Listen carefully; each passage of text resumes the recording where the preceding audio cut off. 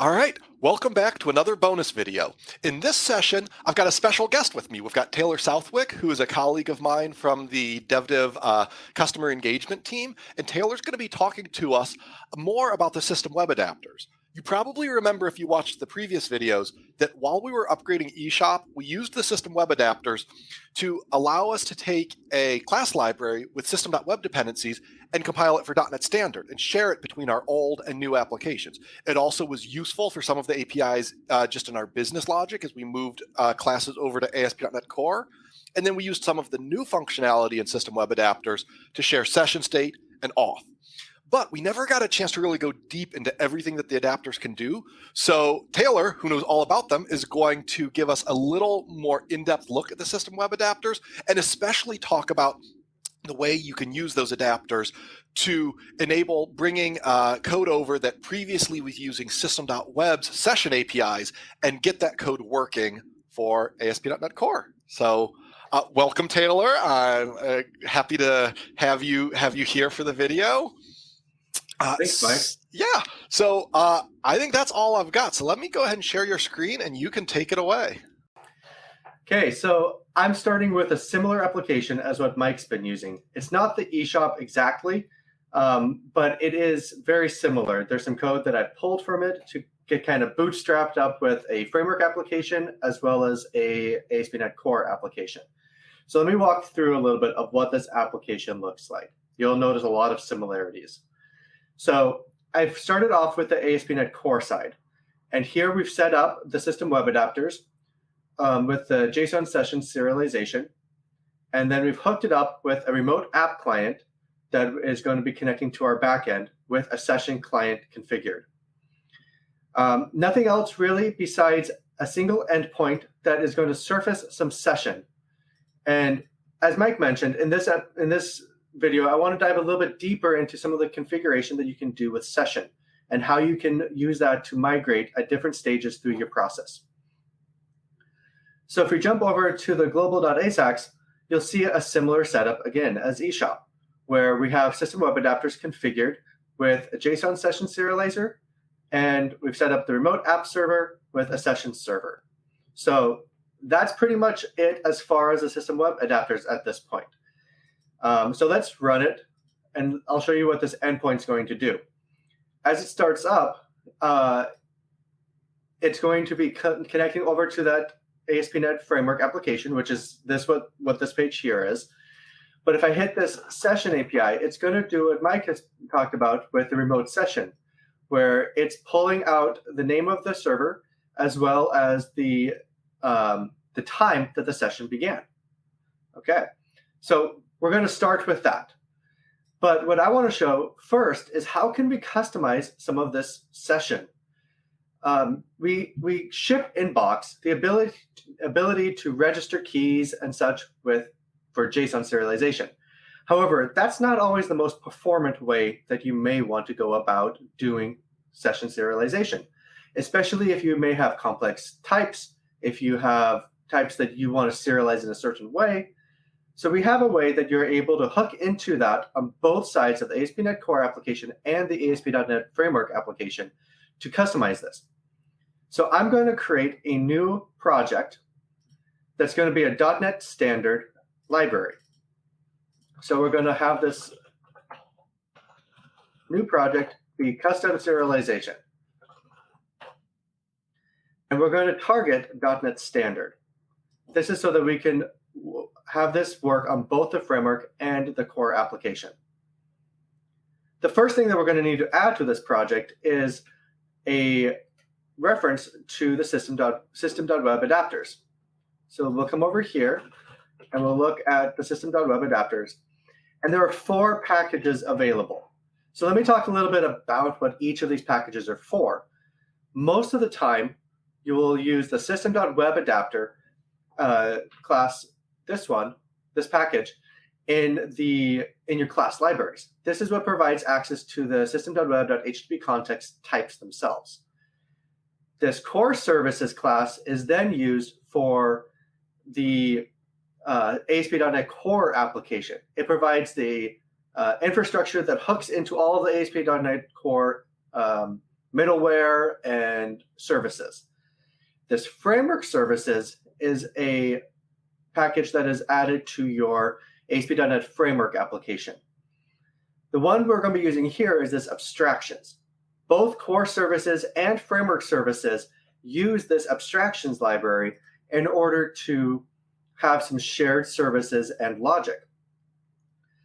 And so part of that is a set of classes that will help with any sort of session customization that you may want to do. So we're going to start off by creating a class that will implement this serialization. So we're going to do my custom serializer, and it's going to implement a type called iSessionKeySerializer. So let's implement that interface. As we see, there are two methods that must be implemented here, and they both follow the try pattern where you are given a key for the deserialize as well as the bytes. And if you're able to deserialize it, you set the object to something, and then you return true or false, whether or not you're able to succeed. Same thing for the serialize method, although for this one, you're given the object itself, and then you're supposed to set the bytes. So let's just do some custom stuff here, where we have two keys that we have registered on the JSON side. So we're going to add this in with some custom logic. So the first one was machine key. This one we know is going to be a string. So what we're going to do is we're going to plan on just using UTF encoding. So for this, we can get the UTF encoding, pass it in the bytes, and then we'll return true. Okay. Let's also add the end of the method so that we get rid of this red squiggle here. So we're going to return false as well as return null for the object. These types are annotated with nullable annotations. However, by default, .NET Standard 2.0 does not support that. You can make it work, but for now, we'll just go with it as is. So the other key that we want to customize is the session start time. So this one is we store as a date time. And so what we're going to do is we're going to use this method from date time from binary to grab the bytes and convert them into a long and then pass them into this date time. And so we can use bit converter to do this. And we'll pass it the bytes. And now we have a date time that is passed into this object. So the deserialize methods are now complete. Let's implement the serialize. So it follows a similar pattern. Let's start by returning false and setting the bytes to just an empty array. The first key we want to handle is machine key. So let's take care of that. And so this one, again, it's just a string. So we can also add a bit of a type check here using some pattern matching to make sure it's actually the type we want. So that way we'll be able to handle some error casing potentially. I will say as a caveat that this implementation is not necessarily doing all of the error catching you may want to do, but you can augment that yourself however you would like. So we're going to set the bytes to the UTF-8 string, which, as you see, IntelliCode automatically figured out what we're doing, which is pretty cool. We're going to return true because we've set that. So now we're going to do if key is session start time. And here we want to check to see if the value is a date time. And now we can set return true and set the bytes using a similar conversion that we did before, but just the inverse. We'll get the bytes from the date time to binary. And so now we've got an implementation using some custom logic that takes account of the keys that we are aware of. And the built-in session manager that will consume this will handle raising errors or logging information for you if you set this to false. So you'll still be able to take advantage of some of the logging that occurs of we don't know what key you're using. Okay, so at this point, we need to be able to register it. So I'm going to expose a similar method that we do for the rest of the System.Web Adapters that fits in with registration patterns that you find in ASP.NET Core. So we're going to expose a static class that exposes some extension methods here. So the type we want to extend is the System.Web Adapter Builder. And we're going to add custom serializer.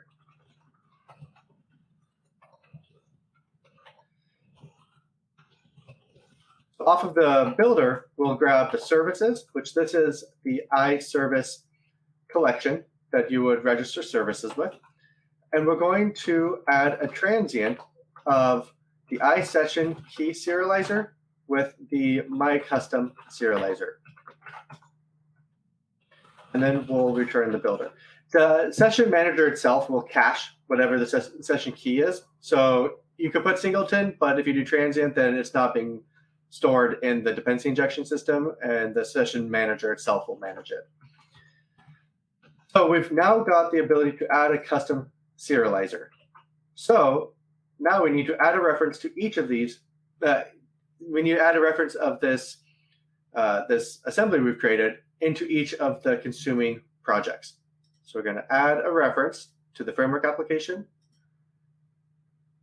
And then we're going to add a reference to the core application. Now we'll hop into here, and we see that currently we've got the add JSON session serializer. We're going to remove this. For now, I'll just comment it out. And we're going to add custom serializer. One thing we have to note is that add JSON session serializer by default will also add the session manager, which we need to now add manually. So that is with this add session serializer method. So we will now be able to serve up a session from System.Web Adapters using our custom serializer on the framework side. In order to enable that on the core side, we'll come in and do a similar process. We'll comment that out, and we will add this in. Let's add the using statement, and now we've added the session manager as well as the custom serialization. And I keep doing customer instead of custom, so we're just going to rename that. Okay, so now we've got it set up so that our endpoint will use that. Let's hop down to this endpoint and talk about that for a second. You notice that on the session endpoint, we have this require System.Web Adapter session. This is what's called endpoint metadata. Well, it adds what's called endpoint metadata. And that's an immutable collection of metadata that is stored on an endpoint. And within the System.Web Adapters, it will identify that you've added this metadata that you need System.Web Adapter session, and it will kick in the manager that will pull whatever the session store is. It will hydrate out the session and make it available for that endpoint. The nice thing about this is that if you remove this, none of that work occurs. It does mean, however, that this session will now be null and it will not be available. But it allows you to opt in on a per endpoint basis. And so we can customize this even with the session attribute, which is the metadata that we're using for it. And this attribute is very similar to what you may be using on MVC controllers for action filters. It's a similar concept. You can even use the session attribute on your MVC controllers to control the session in the same way.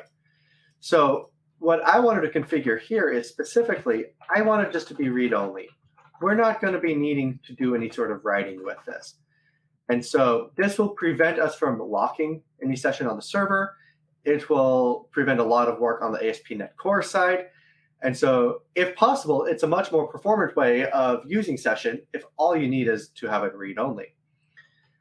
This does not affect any changes on the framework side. So this is purely letting it know what it needs to do. The implementation will currently honor that, however, and it will pass that through so that it will manage it appropriately. Okay, so now we have read-only session set up with the session endpoint. Let's go back to our custom implementation. Let's hit a breakpoint so we can kind of see when this is happening. Okay, so we're going to start this up. So once this starts up, we will hit that session endpoint, and we expect it to first hit the serialize method on the framework side, because that's what it's going to have to hit up first in order to serve it up. So now it's available. Let's hit session. So we see it hitting the serialize. If you look at the call stack, we have external code here, but that's an indication that we're not running on the framework side, on the core side. If it was on core side, you'd see some, like your own program CS. You'll see your own middleware. And we'll see that in just a second as we hop over to the core side. So we're currently on the framework side. And if we step through, we see that it is trying to get a key that doesn't exist. Machine. I misspelled key instead of machine name. Let's change that. This is a hint that it's probably not a good idea to hard code these things, but for purposes of the demo, I'm doing that. Ideally, maybe you could track it in some way, which, by the way, the session key serializer would allow you to set up your own system to track things. So now we hit this, and we should see it now go into this where it's getting the UTF-8 string. Perfect. So we see that currently it's set up as the name of my machine, and it's going to get the bytes for that, and then it's going to hit it again. This time it's going to hit session start time. Okay, and now we've got bytes for that, and we will continue on. Now we're on the deserialize, which apparently I don't have any custom code that's being pulled in there, but we are now on the ASP.NET Core side of things, where it's trying to deserialize this key. And we see that it's got this set of bytes, and we will now look at the string, which it's as we would expect.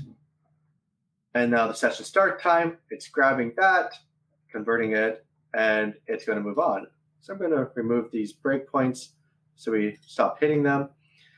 But if we go back here, we see that we see the same thing as we would expect, but the serialization and deserialization are being done completely differently.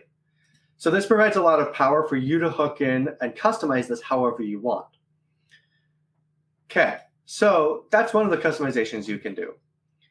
Let's look at what do we do about getting away from using the framework application for any of the session stuff. So the first step there is let's remove any of the session serialization, just so that stuff isn't even enabled. Okay. Next step will be to enable it on the core side. So in order to do this, we still need to keep the session serializer. We still need to keep our custom serialization, even though apparently IntelliCode is saying we should delete it. We don't want to do that. So the next thing that we want to do is we want to call the wrap ASP.NET Core session.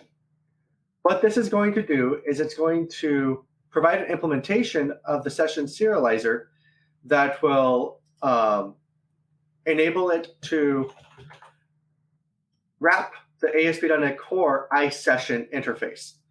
And in order to make that available, at some point in the pipeline, we need to turn on session. Okay.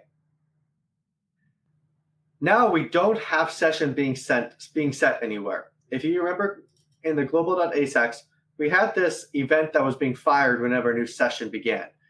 And the session would be set to the machine name and the date time.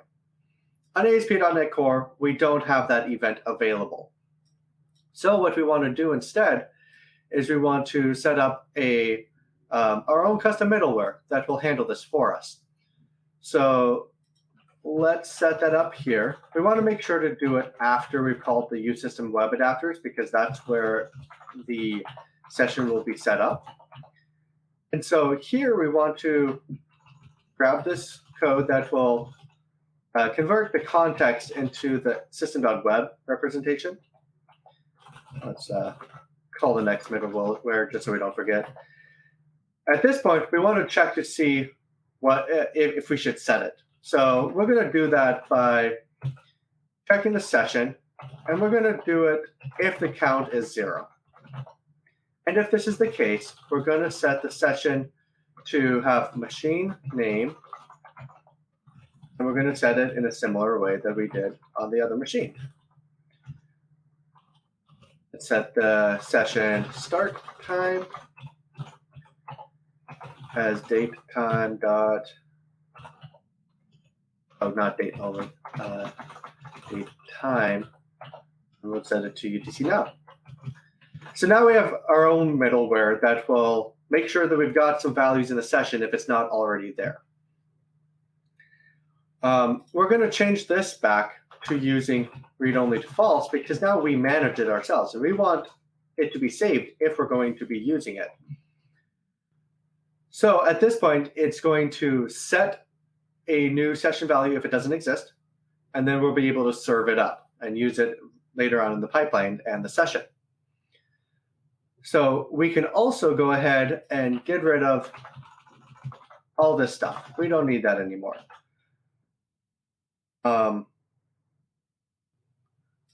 Let's go ahead and start this up.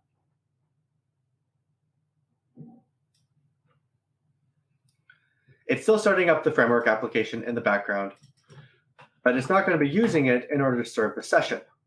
As we see, it's now got a different one based off of the current time that I am doing it off of the UTC now. Let's put some breakpoints in so we can see this happen.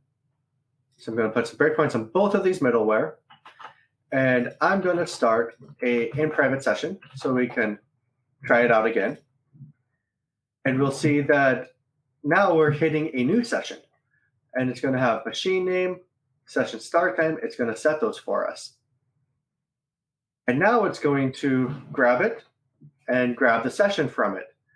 If we dive into this, we could see that the backing implementation is this iSession, the distributed session that is the ASP.NET Core session type itself.